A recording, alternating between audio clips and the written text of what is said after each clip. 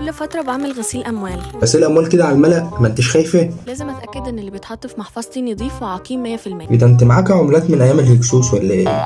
جبت طبق وحطيت فيه مية نوعها إيفيان، بعدين هتحطوا أي نوع ديترجنت عندكم. أنا برسيل يعني صح؟ برسيل. ما انت ليه بتصعب الموضوع في حياتك؟ وبعدين حطيت الأموال في المية اللي اتأكدت قبلها إن هي فريش، وده ليكويد ديترجنت with lavender smell عشان أميك شور إن كمان ريحتهم تكون حلوة. الفلوس ريحتها تبقى حلوه. وده شوية شاور جل شاور جل على الفلوس. وهنحط معلقة كبيرة ده زبادي ده ولا ايه ده؟ من أي حمام كريم عندكم. حمام كريم.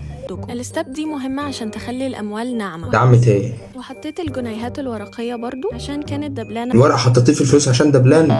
وهتشيليه تكويه بقى ولا ايه؟ بعدين هنشفها بس بهوا بارد مش سخن عشان ما تتلسعش. ايوه حرام، حرام تتلسع. اقفلي بقى الفيديو ده بقى عشان ايه يعني؟ كفايه، انا عندي شويه عقل والله عايز احافظ عليه، ماشي؟ فانا مش هكمل الفيديو.